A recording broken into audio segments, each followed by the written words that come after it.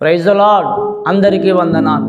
ఈరోజు దేవుని వాక్యం అనే కార్యక్రమానికి మీకు అందరికీ ఆహ్వానం తెలియజేస్తున్నాను. నేటి దిన మూల వాక్యముగా మత్తయి సువార్త 8వ అధ్యాయం 3వ వచనం.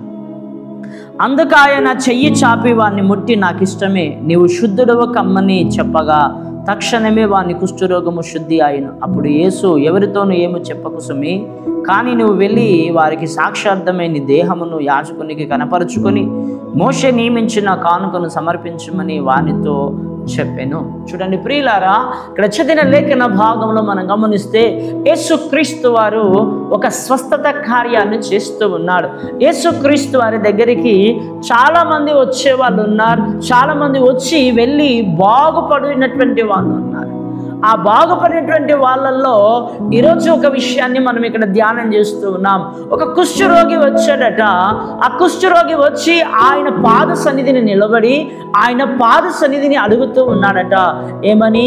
నీకిష్టమైతే నన్ను శుద్ధినిగా చేయగలవు అని లేఖనాలు మనం చాలా స్పష్టంగా చూడగలుగుతున్నాం. అందుకు దానికి జవాబుగా ఆయన ఇస్తున్న మాట ఏమిటంటే, అందుకు ఆయన చెయ్యి చాపి వాణ్ణి ముట్టి అనేటువంటి మాటను మనం చూస్తున్నాం. చెయ్యి చాపి వాణ్ణి ముట్టి అనే మాట మనం చూస్తున్నాం. చూడండి ప్రియులారా, ఈరోజు చాలామంది గనక మనం గమనించినట్లయితే అది సేవకులే కావచ్చు, విశ్వాసులే కావచ్చు, చాలామంది పరిచారకులైనా కావచ్చు, ఎదుటి వారికి సెకండ్ ఇవ్వడానికి ఇబ్బంది పడుతూ ఉంటారు, ఎదుటి వాళ్ళతో కలిసి ఉండడానికి ఇబ్బంది పడుతూ ఉంటారు. ఎందుకంటే ఎదుటి వాళ్ళకు చెయ్యి ఇవ్వడానికి కూడా ఇష్టపడరు. చాలామంది సేవకులను చూడండి, చాలామంది సేవకురాలను చూడండి, విశ్వాసులను చూడండి, వారికి ఉన్న హోదాను బట్టి, వారికి ఉన్న స్థితిగతులను బట్టి వాళ్ళు చెయ్యడానికి ముందుకు రారండి. కానీ ప్రియులారా, ఇక్కడ ఆ స్థితి ఘోరమైనటువంటి స్థితి, ఆ కుష్ఠ వ్యాధి కలిగినటువంటి వాంది. ఆ స్థితిని బట్టి వాడొచ్చి, ప్రభువా, నీవు నన్ను ముట్టుటకు నేను యోగ్యుడను కాదు, నీవు నన్ను తాకుటకు నేను యోగ్యుడను కాదు, నీవు నన్ను స్వస్థపరచుటకు యోగ్యుడను కాదు, నాలో ఏ యోగ్యత లేదు, అర్హత లేదు, కానీ నీకిష్టమైతే నన్ను బాగు చెయ్యుము, నన్ను ముట్టుము, నన్ను తాకము, నీ చెయ్యి నా మీద పెట్టి నన్ను స్వస్థపరచుము అని చెప్పి వేడుకుంటున్నట్లుగా మనం చూస్తున్నాం. అవును ప్రియులారా, చాలామంది వారి జీవితాల్లో ఎదుర్కొంటున్నటువంటి సమస్యలను బట్టి, ఆ రోగాలను బట్టి, ఆ వ్యాధులను బట్టి, ఆ దయ్యాలను బట్టి, ఆయన నీడ పడితే మాకు చాలు, ఆయన వస్త్రం ఉడితే చాలు, ఆయన చూపు మా మీద పడితే చాలు, ఆయన చెయ్యి మా మీద పడితే చాలు, మాకు స్వస్థత కలుగుతుందని ఎదురు చూసినటువంటి వాళ్ళు ఉన్నారు. ఏదేమైనప్పటికీ ప్రియులారా, ఇక్కడ నేను మొదటిగా చెప్పినట్లుగా సేవకులు మీ ఇంటికి రావడానికి ఇష్టపడకపోయినా, మీతో కలిసి ఉండడానికి ఇష్టపడకపోయినా, మీతో కలిసి భోజనం చేయడానికి ఇష్టపడకపోయినా, మీకు సెకండ్ ఇచ్చి మిమ్మల్ని హత్తుకొనడానికి కూడా వాళ్ళు ఇష్టపడకపోయినా, నిన్ను నన్ను సృష్టించినటువంటి సృష్టికర్త నిన్ను నన్ను ప్రేమించి ఎంత ఘోరమైన స్థితిలో ఉన్నా ఆ ఘోరమైన స్థితిలో నిన్ను చెయ్యి చాకి, నీకు చెయ్యి చాపి నిన్ను చెయ్యి ముట్టి ఆయన స్వస్థపరిచే దేవుడై ఉన్నాడు. ఆయన నీకోసం చెయ్యి చాపి నిన్ను తాకి, నిన్ను ముట్టి, నిన్ను స్వస్థపరిచే దేవుడై ఉన్నాడు. ఈరోజు నీ ఇంటికి రావడానికి ఇష్టం లేదేమో కొంతమందికి, నిన్ను బాగు చేయడం ఇంతమందికి ఇష్టం లేదేమో, నిన్ను తాకడానికి కొంతమందికి ఇష్టం లేదేమో, కానీ ప్రియులారా, వాక్యం సెలవిస్తుంది ఆయన స్వస్థపరిచే దేవుడట. ఎందుకంటే ప్రియులారా, యెషయా ప్రవచన గ్రంథం 53వ అధ్యాయం 5వ వచనంలో లేఖనం చాలా స్పష్టంగా తెలియజేస్తున్నది. మొదటి పేతురు రాసిన పత్రిక 2వ అధ్యాయం 24వ వచనంలో లేఖనం సెలవిస్తున్నది, ఆయన తన స్వరక్తమును మన కొరకు కార్చాడట. ఆయన తన స్వరక్తమును మన కొరకు కార్చి, ఆయన పొందిన దెబ్బల చేత, ఆయన రక్తము చేత మనకు స్వస్థత కలుగుతూ ఉన్నదట. ఆయన కార్చిన రక్తము ద్వారా, ఆయన కార్చినటువంటి రక్తముతో పాటుగా ఆయన తిన్న దెబ్బల ద్వారా మనకు స్వస్థత కలుగుతున్నదట. కనుక ప్రియులారా, ఈ ఉదయకాల సమయమందు నీ కొరకు ఎవరు గాయపడలేదు, నీ కొరకు ఎవరు తన రక్తమును కార్చలేదు. నువ్వు బాగుపడాలని, ఏ వ్యాధితో ఉన్నావో, ఏ రోగముతో ఉన్నావో, ఏ రోగములు, ఏ వ్యాధులు నిన్ను ఇబ్బంది పెడుతూ ఉన్నాయో, సంవత్సరాల తరబడి అవుతుందా, నెలల తరబడి అవుతుందా, అవి ఇప్పుడే బయటపడి పడి ఉన్నాయా, ఏవైనాను నజరేయుడు యేసు నామమున ఆయన చెయ్యి చాపి నిన్ను ముట్టి స్వస్థపరిచే దేవుడై ఉన్నాడు. నిన్ను గాయపడిన హస్తముతో తాకి స్వస్థపరిచే దేవుడై ఉన్నాడు. చూడండి ప్రియులారా, పరిశుద్ధ గ్రంథంలో మనం గమనిస్తే యేసు క్రీస్తు వారు ఒక గృహానికి వెళ్ళాడు. ఆ గృహము పేతురు అట్ట యొక్క గృహమని వాక్యం సెలవిస్తున్నది. ఆ పేతురు అట్ట గృహంలోనికి వెళ్ళినప్పుడు ఆమె జ్వరముతో పడి ఉన్నదట. జ్వరముతో పడి తన పనులు తాను చేసుకోలేకపోతుందట. ఎవరైనా తన ఇంటికి వస్తే వారికి చేయలేని పరిస్థితిలో ఉన్నదట. తన పనులు తాను చేసుకోలేని పరిస్థితిలో ఉంది. తన ఇంటి వారికి చేసి పెట్టే పరిస్థితులు లేదు. ఇతరులకు చేసేటటువంటి పరిస్థితి తనకు లేదు. కానీ యేసుక్రీస్తు అక్కడికి వెళ్ళిన తర్వాత చెయ్యి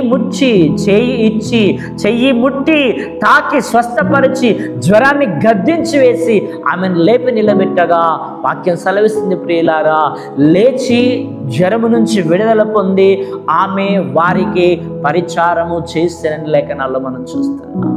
ఆమె లేచి వారికి పరిచారం చేస్తూ ఉన్నదట. అవును, ఈరోజు నీ పనులు చేసుకోలేకపోతున్నావు, ఇతరుల పనులు చేసుకోలేకపోతున్నావు, ఉద్యోగం చేసుకోలేకపోతున్నావు, నీ చదువును చదువుకోలేకపోతున్నావు, నీ పనులు ఏవి చేసుకోలేక, నీ పని నువ్వు చేసుకోలేక, నీ కష్టార్జితం నువ్వు చేసుకోలేక వ్యాధి బాధలు అనుభవిస్తున్నటువంటి ప్రియ సహోదర సహోదరి, ఆయన రక్తము నీ కొరకు కార్చాడు. రోమపత్రిక 5వ అధ్యాయం 9వ వచనం సెలవిస్తుంది, నీకున్న ఉగ్రత నుంచి ఆయన విడిపించటానికి తన స్వరక్తమును కార్చాడట. ఆయన తన స్వరక్తమును కార్చడని లేఖనాలు మనం చూస్తున్నాం. మార్కు సువార్త 1వ అధ్యాయము 31వ వచన భాగాన్ని చదువుకుందాం. 31వ వచనం, ఆయన ఆమె దగ్గరికి వచ్చి చెయ్యి పట్టి ఆమెను లేవనెత్తను, అంతటా జ్వరము ఆమెను వదలను గనక ఆమె వారికి ఉపచారము చెయ్యసాగెను. ఆమె వారికి. అవును ప్రియులారా, నువ్వు అనేకులకు పని చేసుకునే దానిగా, నీ పనులు నువ్వు చేసుకునేవాడివిగా, నీ ఉద్యోగాలు చేసుకునేవాడివిగా, నువ్వు ఆసక్తిగా చదువుకునేవాడివిగా, నువ్వు ఆసక్తి ఉద్యోగాలు చేస్తూ వ్యాపారాలు చేస్తూ ఉన్నతమైన స్థితికి వచ్చే విధముగా నీకున్న బలహీనతలు, అది అనారోగ్యపు బలహీనతలు కానీ ఆత్మీయ బలహీనతలు కానీ ఏవైనాను నజరేయుడు యేసు నామమున నువ్వు విడుదల పొందుకొందుదువుగాక. ఆయన చెయ్యి చాపి నిన్ను స్వస్థపరచనై ఉన్నాడు. ఆయన చెయ్యి చాపి నీకున్న రోగాన్ని తీసివేయనై ఉన్నాడు. ఆయన చెయ్యి చాపి నీ జీవితాన్ని బాగు చేయనై ఉన్నాడు. గనక ఆయన రక్తంలో కడగబడతావా? నీకున్న శాపము నుంచి, దోషము నుంచి విడుదల పొందుతావా? ఆయన మాటలు విను. ప్రభువా నన్ను ముట్టుము అని ఒక గుడ్డివాడు వచ్చినప్పుడు ఆ గుడ్డివాని కన్నుల మీద చెయ్యి పట్టి చెయ్యి వేసి స్వస్థపరిచినట్లుగా నిన్ను చెయ్యి వేసి నిన్ను స్వస్థపరచనై ఉన్నాడు. ఇదిగో ఆయన హస్తము నీ తల మీదకు దిగుతూ ఉన్నది. ఆయన హస్తము నీ మీదకు దిగుతూ ఉండగా ఆయన హస్తాన్ని ఆస్వాదించు. ఆయన హస్తాన్ని నువ్వు కోరుకో. ఆయన హస్తములో నీకు సంపూర్ణమైన స్వస్థత ఉన్నది. ఆ స్వస్థత నువ్వు పొందుకున్నట కొరకు 2024 సంవత్సరాల క్రితమే తన స్వరక్తాన్ని కార్చి నిన్ను నన్ను మనందరినీ ఆయన అరచేతుల్లో మేకలు కొట్టించుకొని నీ పేరు నా పేరు ఆయన అరచేతుల్లో రాసి పెట్టుకున్నాడు.